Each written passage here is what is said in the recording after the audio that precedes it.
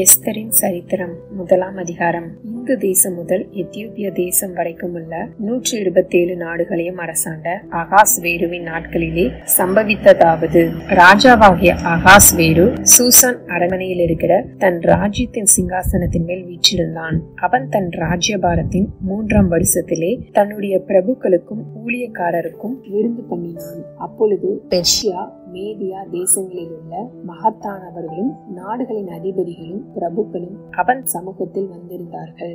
அவன் தன் ராஜ்யத்தின் மகிமையான ஐஸ்வர்யத்தையும் தன் மகத்துவத்தின் சிறந்த பிரதாபத்தையும் அநேக நாளாகிய 180 நாளளவும் விளங்க செய்து கொண்டிருந்தான். அந்த நாட்கள் முடிந்த போது ராஜா சூசான் அரண்மனையில் வந்திருந்த பெரியோர் முதல் சிறியோர் மட்டுமுள்ள சமஸ்த ஜனங்களுக்கும் ராஜ அரண்மனையை சேர்ந்த சிங்கார தோட்டத்தில் உள்ள மண்டபத்தில் 7 நாள் விருந்து செய்வித்தான். அங்கே வெண்கல தூண்களின் மேலுள்ள வெள்ளி வளையங்களில் மெல்லிய நூலும் சிவப்பு நூலுமான கயிறுகளால் வெள்ளையும் பச்சையும் இளநீளமுமாகிய தொங்கு திரைகள் விதானித்திருந்தது.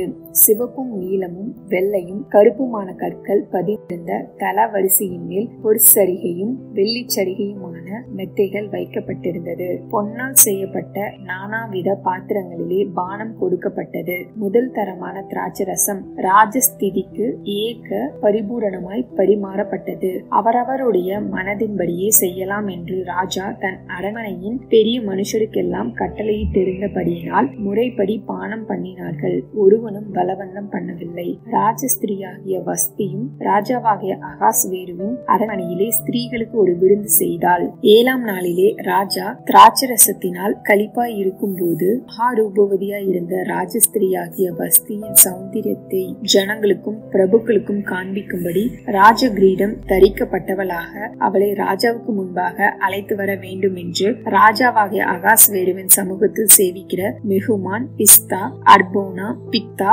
அபக்தா, சேதார், கர்காஸ் என்னும் 7 பிரதானிகளுக்கும் கட்டளையிட்டான். ஆனாலும் பிரதானிகள் மூலமாய் ராஜா சொல்லி அனுப்பின கட்டளைக்கு ராஜஸ்திரியாகிய வஸ்தி வரமாட்டேன் என்றாள். அப்பொழுது ராஜா கடும் கோபம் அடைந்து தனக்குள்ளே மூர்க்க வெறி கொண்டான். அச்சமயத்தில் ராஜ சமூகத்தை தரிசிக்கிறவர்களும் ராஜ்யத்தின் முதல் ஆசனங்களில் உட்காருகிறவர்களுமான கர்ஷேனா, சேதார், அத்மாதா, தர்ஷீஸ், மேரேஸ், மர்சேனா, மெமுகான் என்னும் பெர்ஷியர் மேதியருடைய 7 பிரபுக்களும் அவன் சமீபத்தில் இருந்தார்கள். ராஜா நியாய பிரமாணத்தையும் ராஜ நீதியையும் அறிந்தவர்களிடத்தில் பேசுவது தனக்கு வழக்கமானபடியால் காலாகால வர்த்தமானங்களை அறிந்த பண்டிதர்களை நோக்கி, ராஜாவாகிய அகாஸ்வேரு பிரதானிகள் மூலமாய் சொல்லி அனுப்பின கட்டளையின்படி ராஜஸ்திரியாகிய வஸ்தி செய்யாமற் போனது நிமித்தம் தேச சட்டத்தின்படி அவளுக்கு செய்ய வேண்டியது என்ன என்று கேட்டான். அப்பொழுது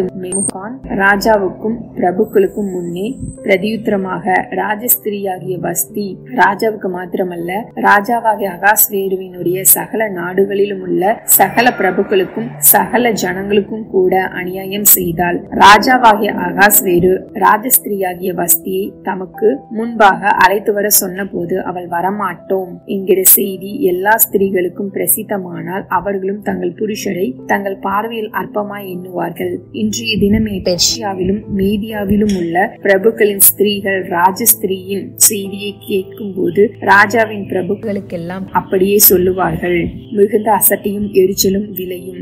ராஜாவுக்கு சம்மதியாய் இருந்தால் வஸ்தி நீ ராஜாவாகிய அகாஸ்வேருவுக்கு முன்பாக வரக்கூடாது என்றும், அவளுடைய ராஜ மேன்மையை அவளை பார்க்கிலும் உத்தமியாகிய மற்றொரு ஸ்திரீக்கு ராஜா கொடுப்பாராக என்றும் அவரால் ஒரு ராஜ கட்டளை பிறந்து அது மீறப்படாதபடிக்கு பெர்ஷியாவுக்கும் மேதியாவுக்கும் உரிய தேசம் சட்டத்திலும் எழுதப்பட வேண்டும். இப்படி ராஜா தீர்த்த காரியம் தமது விஸ்தீரமான ராஜ்யம் எங்கும் கேட்கப்படும் போது பெரியோர் முதல் சிறியோர் மட்டுமுள்ள எல்லா ஸ்திரீகளும் தங்கள் புருஷரை கனம் பண்ணுவார்கள் என்றான். இந்த வார்த்தை ராஜாவுக்கும் பிரபுக்களுக்கும் நலமாய் தோன்றினால் ராஜா மெமுகானுடைய வார்த்தையின்படியே செய்து எந்த புருஷனும் தன் வீட்டுக்கு தானே அதிகாரியாய் இருக்க வேண்டும் என்றும், இதை அந்தந்த ஜனங்களுடைய பாஷையிலே பிரசித்தம் பண்ண வேண்டும் என்றும், அந்தந்த நாட்டில் வழங்குகிற அச்சரத்திலும் அந்தந்த ஜாதியார் பேசுகிற பாஷையிலும் ராஜாவின் சகல நாடுகளுக்கும் கட்டளை எழுதி அனுப்பினான் என்பதே. ஆமேன்.